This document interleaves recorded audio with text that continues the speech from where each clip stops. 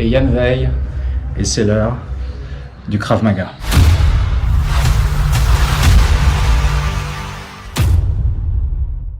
Pourquoi ça marche, épisode 22. On est de retour, ça va Eric? Ça va, top, toujours. En forme? Ouais. J'ai l'impression que plus le temps passe, plus tu te développes. Bientôt la réouverture des salles. Bientôt la réouverture des salles. Derrière la caméra, vous savez, on a Martin Scorsese, toujours fidèle au poste aussi. Ah bah ouais, nous on monte dans les niveaux. Épisode 22, pourquoi ça marche? Vous êtes de plus en plus nombreuses et nombreux à nous suivre sur la page Facebook. Merci, n'oubliez pas de liker cette vidéo si ça vous plaît, de vous abonner à la page, comme ça vous en ratez aucune. Aujourd'hui, on a la chance de vous accueillir dans un superbe endroit, un parking. Comme ça, on va pouvoir mettre en situation la technique et regarder ensemble pourquoi ça marche, pourquoi le geste qu'on va vous proposer vous donne les meilleures chances de vous en sortir. À tout de suite. Avance, ça marche. Avance, c'est bien.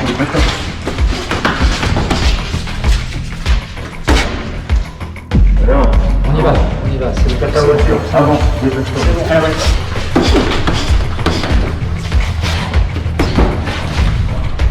Alors, à ta voiture, dépêche-toi, à ta voiture, à la voiture.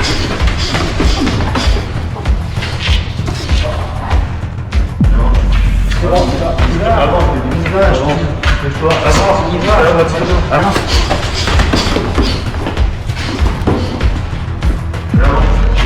À ta voiture, avance, je dis. On va à ta voiture, on va à ta voiture, avance, dépêche-toi, C'est bon. dépêche-toi.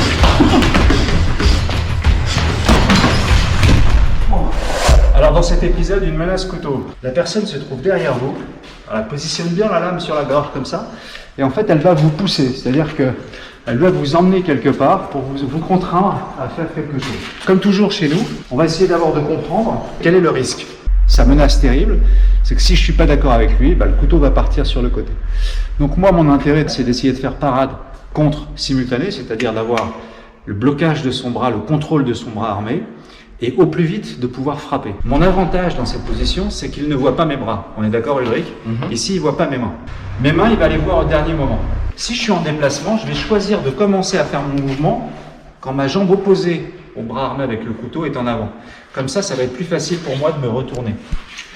Je vais légèrement dégager ma tête vers l'arrière. Ça peut être l'occasion de donner un coup de tête, même si on ne le simule pas ici. Mais surtout, le geste va être non pas entamé par la rotation de mon corps, mais par le fait de monter mes deux mains. Mon objectif, c'est de venir plaquer son bras de chaque côté ici.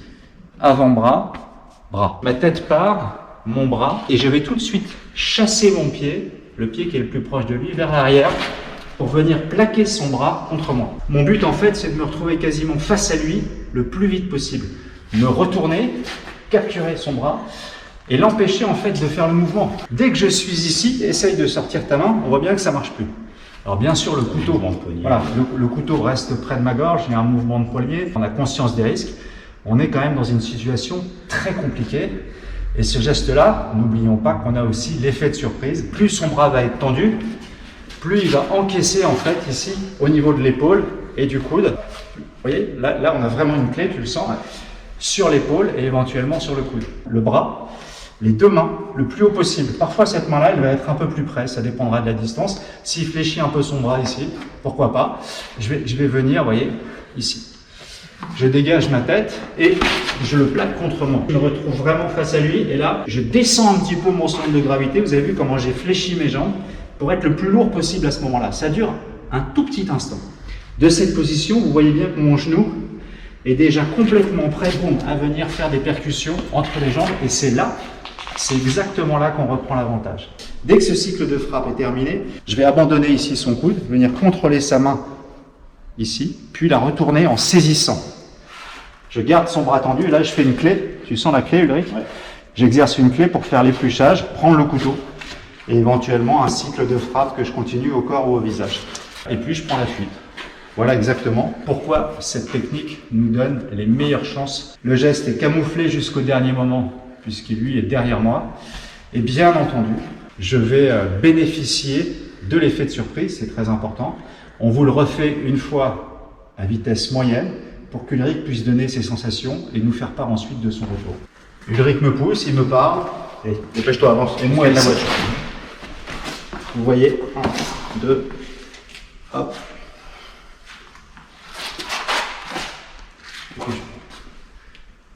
Comment tu ressens toi le geste? Déjà, quand on progresse, quand on avance, je suis concentré sur les lieux, sur où je t'emmène, où on va aller. Donc je suis pas concentré totalement sur mon avant-bras. Donc il y a la surprise, comme tu l'as dit, de la saisie.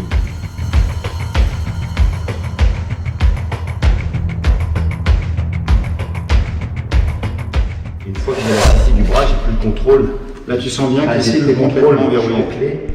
Maintenant c'est où on force et dans ce cas-là tu peux me casser l'épaule. Et dans ce cas-là j'ai plus le contrôle et c'est toi qui prends le contrôle sur moi. On appliquera toujours les mêmes principes, c'est-à-dire un cycle d'action ininterrompu du moment où on commence à réagir jusqu'à la fin, quelle que soit la réaction de l'agresseur. On va s'adapter en temps réel à tout ce qu'il va essayer de faire.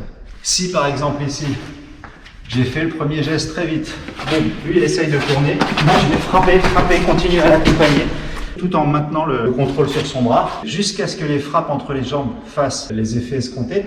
Je vous rappelle que c'est des coups de genoux entre les jambes. Pas besoin d'être un guerrier pour faire des coups de genoux entre les jambes. Et je peux vous assurer que sans coquille, s'il y a un coup de genou qui passe, ça va lui faire très mal. Le deuxième, il va le voir encore moins arriver, ça va lui faire encore plus mal. Et le troisième, et ainsi de suite. Et on va continuer comme ça. Exactement. Et moi, je continue à avoir une saisie de plus en plus forte. Et au besoin, je la corrige si mon premier mouvement n'a pas été assez précis. On part d'une position très très défavorable. Notre conseil dans toutes ces situations, c'est bien sûr d'accepter la demande de l'agresseur parce qu'il y a toujours un énorme risque quand on agit. Maintenant, si on n'a plus le choix parce que notre vie est directement menacée et qu'on doit essayer quelque chose, c'est ce genre de technique qu'il faudra tenter. Voilà, cet épisode 22, pourquoi ça marche, est terminé. Merci Ulrich d'avoir joué le jeu, ça va, pas trop de dégâts. Même le petit coup de pied dans la tête tout à l'heure. Cadeau bonus. Hein, je te promets, je visais pas ta tête. Tu me crois ou pas? Je te crois. Un grand merci à Steven Spielberg, qui est de l'autre côté de la caméra. Il s'arrête jamais. Sans lui, pas d'émission Pourquoi ça marche. N'oubliez pas de liker, n'oubliez pas de vous abonner, de m'envoyer tous les messages que vous souhaitez pour avoir des compléments d'information sur tout ce travail. Et on se retrouve très bientôt pour un nouvel épisode. À bientôt les gars, on lâche rien.